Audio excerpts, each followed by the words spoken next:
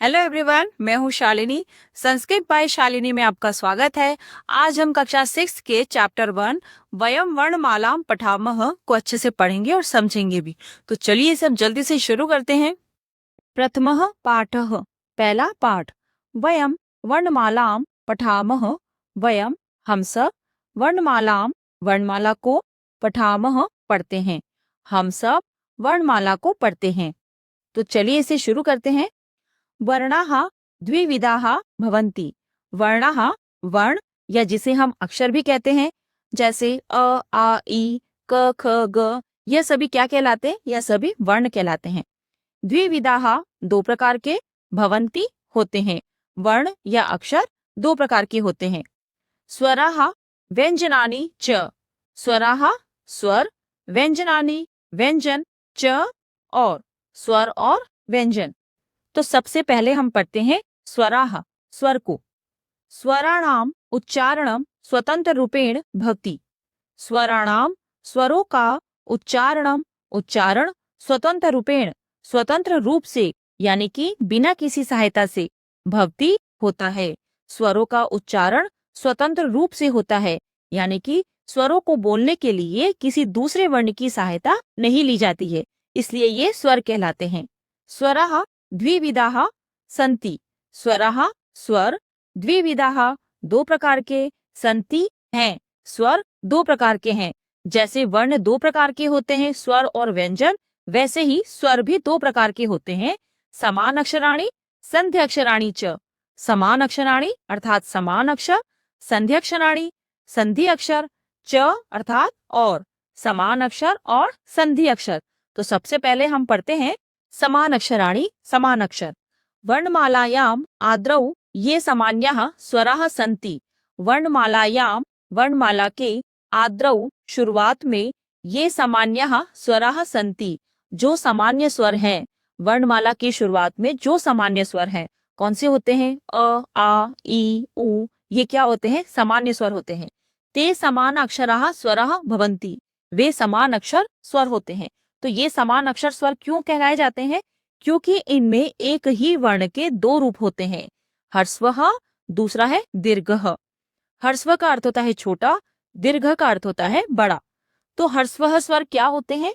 जिन स्वरों के उच्चारण में या जिन स्वरों को बोलने में एक मात्रा का समय लगता है उसे हम ह्रस्वः स्वर कहते हैं। इन्हें एक मात्रिक स्वर भी कहा जाता है। इनके अंतर्गत कौन कौन से स्वर आते हैं? अ, ई, उ, री। इन्हें बोलने में केवल एक मात्रा का समय लगता है। अब दीर्घ स्वर क्या होते हैं? जिन स्वरों के उच्चारण में या जिन स्वरों को बोलने में दो मात्राओं का समय लगता है उन्हें दीर्घ स्वर कहते हैं। इन्हें द्विमात्रिक स्वर भी कहा जाता है। तो इनके अंतर्गत कौन से वर्ण आते हैं? आ, ई, उ, री, है ना। देखिए इन्हें बोलने में ह्रस्व से दुगना समय लगा, इसलिए ये दीर्घ स्वर कहलाते हैं। री वर्ण का कोई बड़ा रूप नहीं होता है, यह हमेशा छोटे रूप में होते हैं। जैसे अ का आ होता है, ई का ई होता है, उ का उ होता है, वैसे री वर्ण का कोई दीर्घ रूप नहीं होता है, यह हमेशा ह्रस्व रूप में होते हैं। अब अगला है संधि अक्षराणि, संधि अक्षर। तो यहाँ पर भी हमें संधि अक्षर में दो रूप दिए गए हैं, ह्रस्व दीर्घ। लेकिन संधि अक्षर में ह्रस्व रूप नहीं होते हैं, केवल दीर्घ रूप होते हैं। वे कौन से होते हैं? ए, आई, ओ, औ। अब संधि अक्षर क्या होते हैं उन्हें जानते हैं। द्वयोः निश्चित स्वरयोः संधि द्वारा ये नवीनः स्वर वर्णः जायन्ते।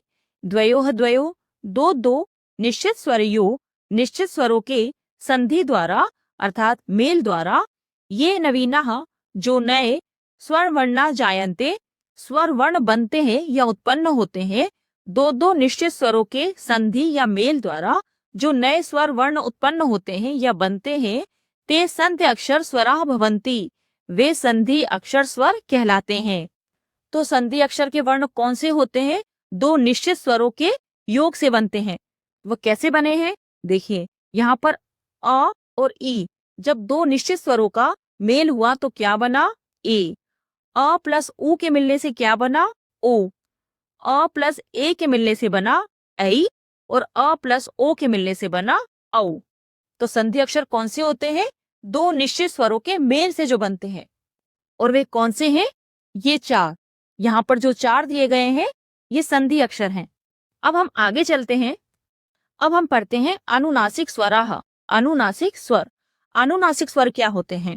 मुखेन सह नासिकया अपि उच्चारिताः स्वराः अनुनासिक स्वराः भवन्ति। मुखेन सह मुख के साथ, नासिकया अपि नाक से भी उच्चारिताः उच्चारित होने वाले या बोले जाने वाले स्वराः स्वर अनुनासिक स्वराः भवन्ति अनुनासिक स्वर होते हैं।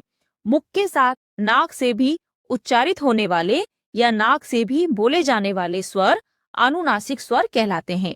अब प्रश्न ये आता है कि अनुनासिक स्वर की पहचान क्या होती है? जब स्वर के ऊपर चंद्रबिंदु लग जाता है तो वे स्वर अनुनासिक स्वर कहलाते हैं। तो चलिए इन अनुनासिक स्वरों का उच्चारण करके देखते हैं। अंग, आंग, इंग, इंग, ओं, ओं, रिंग, रिंग। तो देखा आपने, जब हमने इनका उच्चारण किया तो हमने मुख के साथ नाक की भी सहायता ली, इसलिए ये स्वर अनुनासिक स्वर कहलाते हैं। तो अभी तक हमने स्वरों के बारे में पढ़ा। अब हम पढ़ते हैं व्यंजन को। व्यंजनानि व्यंजन। व्यंजनानाम उच्चारणे कस्यचित् स्वरस्य सहायतायाः अपेक्षा अवश्यम भवति। व्यंजनानाम उच्चारणे व्यंजनों के उच्चारण में कस्यचित् किसी न किसी स्वरस्य सहायतायाः स्वर की सहायता की अपेक्षा अवश्यम भवति अपेक्षा अवश्य होती है। व्यंजनों के उच्चारण में किसी न किसी स्वर की सहायता की अपेक्षा अवश्य होती है, अर्थात व्यंजन को बोलने के लिए स्वर की सहायता ली जाती है। तो जिन वर्णों को बोलने में स्वर की सहायता ली जाती है उन्हें क्या कहते हैं हम? व्यंजन। अतः वर्णमालायाम व्यंजनानाम उच्चारणार्थम सर्वत्र अस्वरस्य योजनम भवति। अतः इसलिए वर्णमालायाम वर्णमाला में व्यंजनानाम व्यंजनों के उच्चारणार्थम उच्चारण के लिए अर्थात बोलने के लिए सर्वत्र सभी जगह अस्वर से योजनम भवति अस्वर को जोड़ा जाता है। इसलिए वर्णमाला में व्यंजनों के उच्चारण के लिए सभी जगह अस्वर को जोड़ा जाता है। तो अब प्रश्न आता है व्यंजन की पहचान क्या होती है? तो जिन वर्ण के नीचे हलंत लगा होता है वे सब क्या कहलाते हैं? व्यंजन कहलाते हैं। तो यहाँ पर कुछ उदाहरण दिए हैं, जैसे आधा क में अस्वर जुड़ा तो बना क, आधा ख में अस्वर जुड़ा तो बना ख, और आधा ग में अस्वर जुड़ा तो बना ग, और आधा घ में अस्वर जुड़ा तो बना घ। तो हम इन व्यंजनों के साथ अस्वर को क्यों जोड़ते हैं? क्योंकि बिना स्वर के व्यंजनों का उच्चारण नहीं किया जा सकता, इसलिए सभी जगह अस्वर को जोड़ा जाता है। अत्र व्यंजनम केवलम क, ख, ग, घ इति एव अस्ति। यहाँ पर व्यंजन केवल आधा क, आधा ख, आधा ग और आधा घ यही है। तो अगर आपसे पूछा जाए कि शुद्ध व्यंजन क्या होते हैं तो वे कौन से होते हैं? जिन वर्ण के नीचे हलंत लगा होता है। अत्र अस्वरः केवलम उच्चारणार्थम योजितः अस्ति। यहाँ पर अस्वर केवल उच्चारण के लिए जोड़ा गया है, क्योंकि बिना अस्वर के हम व्यंजनों का उच्चारण नहीं कर सकते हैं, इसलिए सभी व्यंजनों में अस्वर को जोड़ा जाता है। अब हम व्यंजन के प्रकार को देखते हैं। व्यंजनानाम चत्वारः भेदाः सन्ति। व्यंजनों के 4 भेद होते हैं, जिसमें सबसे पहला आता है स्पर्शः वर्ग्यः वर्णः, जिसका अर्थ है स्पर्श व्यंजन या वर्गीय व्यंजन। तो सबसे पहले हम जानते हैं कि इन्हें वर्गीय व्यंजन क्यों कहते हैं। तो देखिए यहाँ एक बॉक्स दिया है जिसके अंतर्गत 25 व्यंजन है। इन 25 व्यंजन को 5 भागों में बांटा गया है, इसलिए इन्हें वर्गीय व्यंजन कहते हैं। तो अब हम देखते हैं कि इन वर्गों को किस तरह से बांटा गया है। तो सबसे पहले हम देखते हैं क वर्ग को। तो क वर्ग के अंदर कौन कौन से व्यंजन आते हैं? क, ख, ग, घ, अंग। तो जिस लाइन का पहला जो वर्ण होता है, पहला जो अक्षर होता है, वही उस लाइन का वर्ग कहलाता है। तो इस लाइन का पहला वर्ण कौन सा है? क, इसलिए इसका नाम क वर्ग रखा गया है। अब देखते हैं च वर्ग को। तो च वर्ग में कौन कौन से व्यंजन आते हैं? च, छ, ज, झ, ञ। और इस लाइन का पहला कौन सा वर्ण है? च वर्ण। तो इस च वर्ण के आधार पर इस वर्ग का नाम रखा गया है। वैसे ही ट वर्ग, त वर्ग और प वर्ग। अब हम जानेंगे कि इन्हें स्पर्श व्यंजन क्यों कहते हैं। क्योंकि इन व्यंजनों को बोलते समय जीभ मुख के किसी न किसी भाग को स्पर्श करती है, इसलिए इन्हें स्पर्श व्यंजन कहते हैं। अब आगे लिखा है, स्पर्शः वर्ग्यः व्यंजन वर्णः स्वकीय उच्चारण स्थान अनुसारेण पंचसु वर्गेषु विभक्तः भवन्ति। अर्थात वर्गीय या स्पर्श व्यंजन वर्ण स्वकीय उच्चारण अपने अपने उच्चारण स्थान अनुसारेण स्थान के अनुसार पंचसु वर्गेषु विभक्तः भवन्ति 5 भागों में विभाजित होते हैं। अर्थात यहाँ जो 25 व्यंजन वर्ण दिए हैं, जब हम इन्हें बोलते हैं तो इनका जो उच्चारण स्थान होता है वह अलग अलग होता है और उन वर्णों को उनके स्थान के अनुसार 5 भागों में बांटा गया है। तो सबसे पहले हम क वर्ग के उच्चारण स्थान को देखते हैं। तो क वर्ग के वर्ण का यानी कि अक्षर का उच्चारण कहाँ से होता है? कंठ से, अर्थात गले से। जब आप क वर्ग को बोलकर देखेंगे, जैसे कि क, ख, ग, घ, तो आपको महसूस होगा कि क वर्ग का साउंड गले से आ रहा है, इसलिए इन्हें कंठ्य वर्ण भी कहा जाता है। अब हम च वर्ग के उच्चारण स्थान को देखते हैं। तो इन अक्षरों का उच्चारण कहाँ से होता है? तालु से होता है, इसलिए इन्हें तालव्यः वर्ण भी कहा जाता है। इन्हें बोलते समय जीवा का यानी जीभ का बीच वाला हिस्सा ऊपर के तालु को टच करता है, जैसे च, छ, ज, झ। अब हम देखते हैं ट वर्ग के उच्चारण स्थान को। ट वर्ग के वर्णों का उच्चारण मूर्धा की सहायता से किया जाता है। इन्हें बोलते समय जीभ का जो आगे का हिस्सा होता है यानी जीभ की जो नोक होती है वह ऊपर की ओर मुड़कर तालु के सबसे ऊंचे पार्ट को यानी मूर्धा पर जोर से टच करती है, जैसे ट, ठ, ड, ढ। तो इन वर्णों को मूर्धन्य वर्ण भी कहा जाता है। अब अगला है त वर्ग का उच्चारण स्थान। तो इन्हें बोलते समय जीभ का आगे का जो हिस्सा होता है वह दांतों के पिछले हिस्से को टच करता है, इसलिए इन्हें दंत्याः वर्णाः भी कहा जाता है। तो आप इन्हें बोलकर देखें, त, थ, द, ध। अब अगला है प वर्ग। तो प वर्ग का उच्चारण स्थान क्या होता है? इनका उच्चारण होठों की सहायता से होता है। जब हम व्यंजन को बोलते हैं तो आप देखेंगे कि इन्हें बोलते समय हमारे दोनों होठ आपस में मिलते हैं, इसलिए इन्हें ओष्ठ्यः वर्णा भी कहा जाता है। तो अभी हमने इन वर्णों के उच्चारण स्थान को देखा है। तो यहाँ पर एक बात और सीखने वाली है। यहाँ पर देखिए, प्रत्येक वर्ग का जो 5वां अक्षर है वह थोड़ा अलग है। इन्हें बोलने के लिए इनके उच्चारण स्थान के साथ साथ नाक का भी उपयोग करना पड़ता है, जैसे अंग, न्य, ण, न और म। तो इन्हें अनुनासिक स्वर भी कहते हैं। तो अभी हमने पढ़ा वर्ग्यः स्पर्शः वर्ण। अब हम आगे चलते हैं। अंतः स्थाः वर्णाः। अंतः अर्थात बीच में, स्थाः स्थित, वर्णाः वर्ण बीच में स्थित वर्ण। तो अंतस्थ वर्ण कौन से होते हैं? य, र, ल और व। इन वर्णों को अंतस्थ वर्ण क्यों कहा जाता है? क्योंकि अंतःस्थाः वर्णाः बहुत्र स्वर वर्णानां स्थाने जायन्ते। अंतस्था वर्ण बहुत्र बहुत से स्थानों पर स्वर वर्णानाम स्वर वर्णों के स्थाने जायन्ते स्थान पर बनते हैं।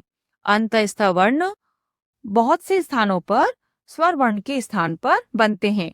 कौन से बनते हैं? ये 4, य, र, ल और व। अतः एते अर्धस्वराः इत्यपि उच्यन्ते। इसलिए इन्हें अर्धस्वराः आधे स्वर इत्यपि उच्यन्ते भी कहा जाता है। इसलिए इन्हें आधे स्वर भी कहा जाता है।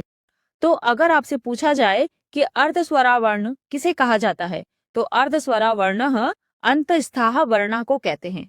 अब प्रश्न आता है कि ये बनते कैसे हैं, तो चलिए इसे उदाहरण के माध्यम से समझते हैं। जब ई स्वर अ स्वर से जुड़ता है तो क्या बनता है? आधा य। आधे य में जब अ स्वर जुड़ता है तो बनता है पूरा य। तो इसका एक उदाहरण दिया है, यदि प्लस अपि। तो यदि शब्द का जो अंतिम अक्षर है वह क्या है? द। तो द में किसकी मात्रा लगी है? छोटी ई की। तो यहाँ पर हमने लिया ई और उसके आगे जो दूसरा शब्द दिया है अपि, उसका जो पहला अक्षर है वह क्या है? अ। तो ई और अ मिलकर क्या बनाते हैं? आधा य। आधा य और अ मिलकर क्या बनता है? पूरा य। तो यदि प्लस अपि को जोड़ेंगे तो कौन सा शब्द बनेगा? यद्यपि। इसी तरह यहाँ पर भी दो स्वर दिए हैं, री और अ। इन दोनों के मेल से कौन सा अक्षर बना? आधा र। आधे र में जब अ स्वर जुड़ा तो क्या बना? र। तो यहाँ पर भी एक एग्जाम्पल दिया है, पितृ प्लस आज्ञा। तो इस शब्द के आखिरी अक्षर यानी त के नीचे किसकी मात्रा है? री की मात्रा है। री के बाद जब आ अक्षर जुड़ता है तो क्या बनता है? रा।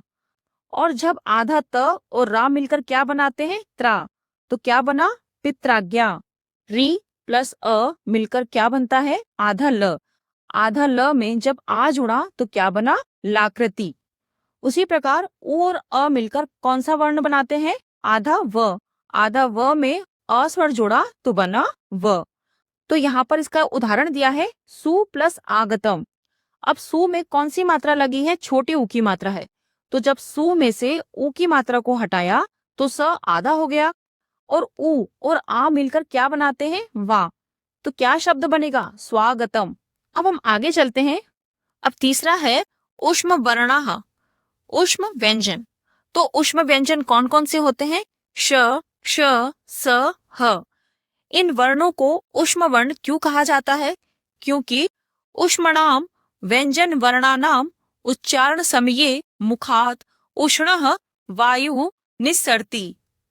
ऊष्मणाम व्यंजन, ऊष्म व्यंजन वर्णानाम वर्णों के उच्चारण समये उच्चारण के समय यानी कि बोलते समय मुखात मुख से उष्ण वायु गर्म हवा निस्सरती बाहर निकलती है। ऊष्म व्यंजन वर्णों के उच्चारण के समय मुख से गर्म हवा बाहर निकलती है, इसलिए इन्हें ऊष्म व्यंजन कहते हैं। तो बच्चों एक बार आप अपने मुख के आगे हाथ रखें और फिर इन वर्णों का उच्चारण करें तो आप देखेंगे कि मुख से गर्म हवा निकल रही है, इसलिए इन वर्णों को ऊष्म व्यंजन कहते हैं। अब हम आगे चलते हैं। अयोगवाहो वर्णौ, अयोगवाह वर्ण। अयोगवाह कौन से होते हैं? अंग और अह। अयोगवाह विशिष्टः व्यंजन वर्णः अस्ति। अयोगवाह विशेष व्यंजन वर्ण है। अत्र उच्चारणार्थम अस्वरस्य संयोजनम पूर्वम भवति न तु पश्चात। अत्र उच्चारणार्थम यहाँ उच्चारण के लिए अस्वरस्य अस्वर का संयोजनम पूर्वम भवति पहले जोड़ा जाता है, न तो पश्चात न के बाद में। यहाँ उच्चारण के लिए अर्थात इन अयोगवाह के उच्चारण के लिए अस्वर को पहले जोड़ा जाता है, न कि बाद में। देखिए अभी तक हमने क्या सीखा?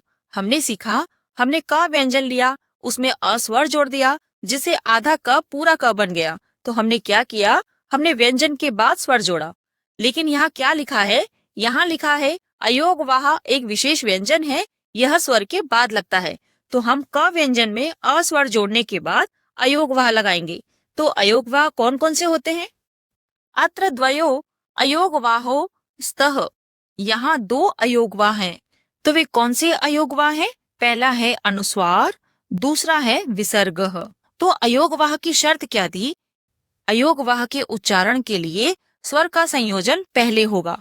तो यहाँ पर देखिए अनुस्वार बाद में लगा है, पहले क्या लगा है? अस्वर को पहले जोड़ा है। तो क्या बना? अंग, जैसे अंगूर। दूसरा दिया है विसर्ग, विसर्ग में भी अस्वर पहले जोड़ा है तो क्या बना है? अह। तो उसका एक उदाहरण देख लेते हैं। जैसे यहाँ बालक शब्द दिया है तो बालक में क जो व्यंजन है वह आधा है, तो उसमें पहले हम अस्वर जोड़ेंगे और फिर विसर्ग यानी अयोगवाह को बाद में लगाएंगे। तो क्या बनेगा? बालकः। ठीक है, तो ये थे अयोगवाह वर्ण। अब हम आगे पढ़ते हैं। व्यंजने ही सह सर्वेषाम अपि स्वराणाम संयोजनम भवति। व्यंजनों के साथ सभी स्वरों का मेल या संयोजन होता है, यानी कि व्यंजनों के साथ सभी स्वरों की मात्राओं को जोड़ा जाता है, न कि सिर्फ अ और आ की। व्यंजने ही सह स्वराणाम संयोजनेन गुणित अक्षराणि भवन्ति। व्यंजनों के साथ स्वरों के संयोजन से गुणित अक्षर बनते हैं। अर्थात जब हम किसी व्यंजन को किसी स्वर के साथ जोड़ते हैं तो वह अक्षर क्या कहलाते हैं? गुणित अक्षर कहलाते हैं। जैसे कि अगर हम क के साथ आ की मात्रा जोड़ें तो क्या बनता है? का अक्षर बनता है। तो ये का अक्षर क्या कहलाता है? ये का अक्षर गुणित अक्षर कहलाता है। तो चलिए इसे हम और अच्छे से समझते हैं। गुणिता अक्षराणी गुणित अक्षर, जिन्हें हिंदी में हम 12 खड़ी कहते हैं। तो संस्कृत वर्णमाला में 13 स्वर होते हैं। कौन कौन से होते हैं?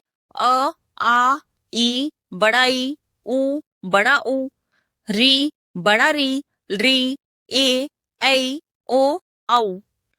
और इन सभी स्वरों की अपनी अपनी मात्राएं होती हैं। और यहाँ दिए हैं व्यंजनानी अर्थात व्यंजन, जैसे कि आधा क, आधा ख, आधा ग। ये व्यंजन अपने आप में अधूरे हैं क्योंकि इनके नीचे हलंत लगा हुआ है। जब किसी व्यंजन में कोई स्वर की मात्रा मिलती है, जैसे कि आ की मात्रा, ई की मात्रा, तो वह व्यंजन पूरा हो जाता है और हलंत हट जाता है, जिसे हम गुणित अक्षर कहते हैं। तो सबसे पहले हम क व्यंजन लेते हैं और उसमें स्वरों की सभी मात्राओं को जोड़ते हुए गुणित अक्षर बनाते हैं। तो क में हम सबसे पहले अ स्वर को जोड़ते हैं, तो क्या बनेगा? पूरा क, और नीचे से हलंत हट जाएगा। फिर हम क में आ की मात्रा को जोड़ेंगे तो बनेगा का। फिर क में छोटी ई की मात्रा को जोड़ेंगे तो बनेगा की। जब हम क में बड़ी ई की मात्रा को जोड़ेंगे तो बनेगा की। जब हम क में छोटी ऊ की मात्रा को जोड़ेंगे तो बनेगा कु। जब क में बड़े ऊ की मात्रा को जोड़ेंगे तो बनेगा कु। क में जब री की मात्रा को जोड़ेंगे तो बनेगा क्री, जैसे कृष्णा।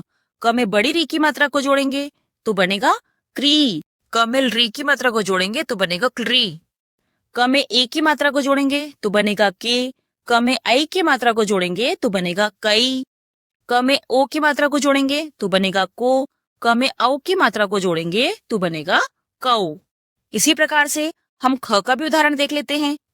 जैसे ख में अ स्वर जोड़ा तो क्या बना? पूरा ख। फिर ख में आ की मात्रा को जोड़ा तो बना खा। ख में छोटी ई की मात्रा को जोड़ा तो बना खी। ख में बड़ी ई की मात्रा को जोड़ा तो बना खी। ख में छोटे ऊ की मात्रा को जोड़ा तो बना खु। ख में बड़े ऊ की मात्रा को जोड़ा तो बना खू। जब ख में री की मात्रा को जोड़ा तो बना ख्री। ख में बड़ी री की मात्रा को जोड़ा तो बना ख्री। ख में री की मात्रा को जोड़ेंगे तो बनेगा ख्री। ख में ए की मात्रा को जोड़ा तो बना खे। ख में ऐ की मात्रा को जोड़ा तो बना खई। ख में ओ की मात्रा को जोड़ा तो बना खो। ख में औ की मात्रा को जोड़ा तो बना खाओ। तो इसी तरह से बाकी के जो व्यंजन वर्ण दिए गए हैं, सब में आपको स्वरों का प्रयोग करते हुए इन वर्णों में मात्राएं लगानी है, उनका अभ्यास करना है और उनका उच्चारण भी करना है। तो अब हम चलते हैं अनुस्वार और विसर्ग की ओर। तो हम पहले पढ़ चुके हैं कि अयोगवाह 2 प्रकार के होते हैं। पहला होता है अनुस्वार और दूसरा होता है विसर्ग। तो इनकी क्या खास बात होती है? इनमें स्वर पहले जुड़ता है, अनुस्वार और विसर्ग बाद में लगते हैं। तो सबसे पहले हम देखते हैं क व्यंजन को। तो क व्यंजन में हम पहले अ स्वर को जोड़ेंगे, उसके बाद हम अनुस्वार लगाएंगे। तो क्या बनेगा? कंग। तो बच्चों यहाँ ध्यान दें, जब भी किसी व्यंजन पर बिंदी यानी अनुस्वार लगता है तो इसका उच्चारण हमेशा नाक से होता है, जो हमने वर्णमाला में प्रत्येक वर्ग के 5वें अक्षर को पढ़ा था, जिसे अनुनासिक स्वर कहते हैं। तो वे कौन से स्वर थे? एक बार फिर से उनका उच्चारण कर लेते हैं, जैसे अंग, न्य, ण, न और म। तो क व्यंजन में जब हमने अनुस्वार लगाया तो क्या बोलेंगे? कन या कम। उसी प्रकार क व्यंजन में जब हम आ की मात्रा जोड़ेंगे और उसके बाद अनुस्वार लगाएंगे तो क्या बनेगा? कांग या काम। उसी प्रकार किंग, किंग, कुंग, कुंग, क्रिंग, क्रिंग। ठीक है, अब हम चलते हैं विसर्ग की ओर। अब हम दूसरे अयोगवा यानी विसर्ग को अच्छे से समझेंगे। जैसे यहाँ ख व्यंजन ले लिया तो उसमें क्या करेंगे? सबसे पहले हम अ स्वर जोड़ेंगे तो क्या होगा? ख पूरा बन जाएगा। उसके बाद हम विसर्ग लगाएंगे तो क्या बन जाएगा? ख। फिर ख में आ की मात्रा जोड़ेंगे और विसर्ग लगाएंगे तो क्या बनेगा? खाहा।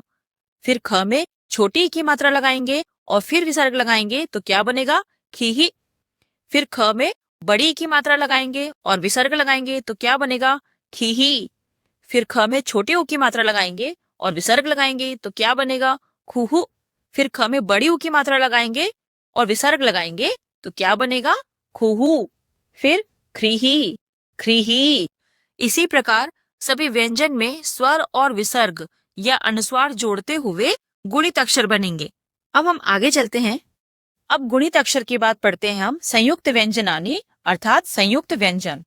एकाधिक व्यंजन वर्णानाम मेलनेन संयुक्त व्यंजनानि भवन्ति।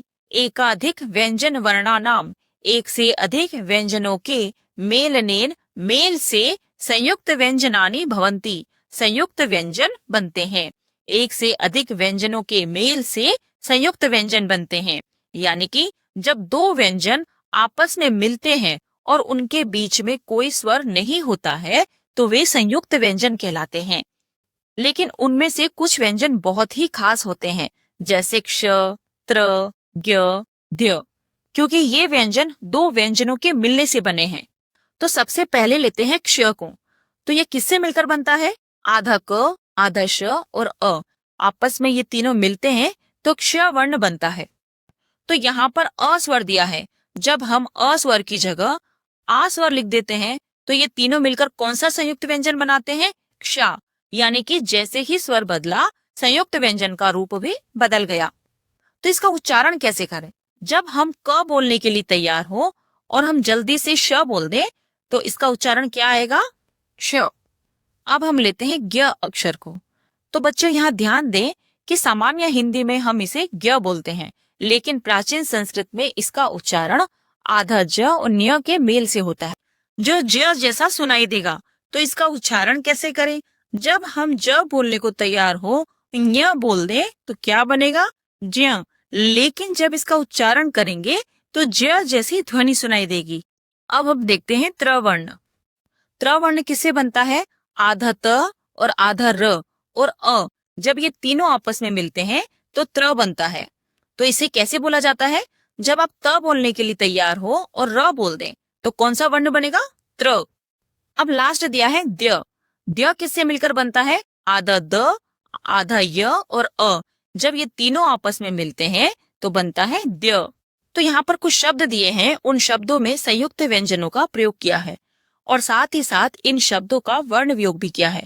तो सबसे पहले हम जानेंगे कि ये वर्ण वियोग क्या होते हैं। जब व्यंजन में से स्वर को अलग कर दिया जाता है तो उसे हम वर्ण वियोग या वर्ण विच्छेद कहते हैं। तो पहला शब्द दिया है कक्षा। तो कक्षा शब्द में से पहले हम क वर्ण को अलग करेंगे, फिर क के भी हम टुकड़े करेंगे। कैसे? उसमें से हम अ स्वर को अलग कर देंगे तो क्या बनेगा? आधा क और अ। फिर हम लेंगे शा अक्षर को। तो यह किससे मिलकर बनता है?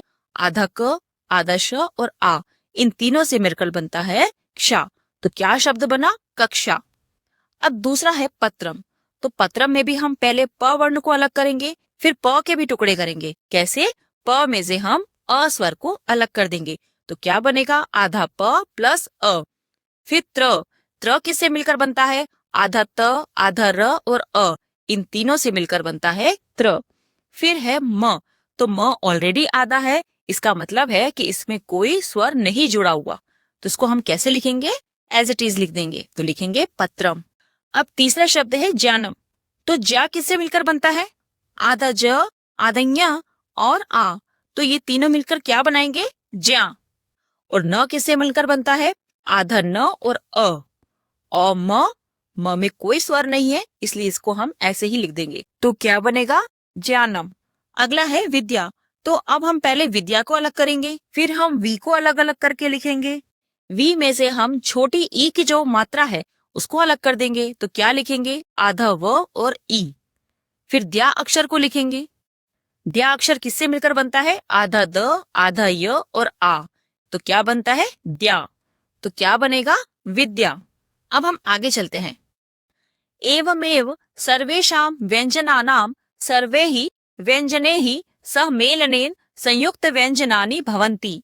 इसी प्रकार सभी व्यंजनों का सभी व्यंजनों के साथ मेल होने से संयुक्त व्यंजन बनते हैं। तो अभी हमने 4 संयुक्त व्यंजन देखे जो दो व्यंजनों के मिलने से बने हैं।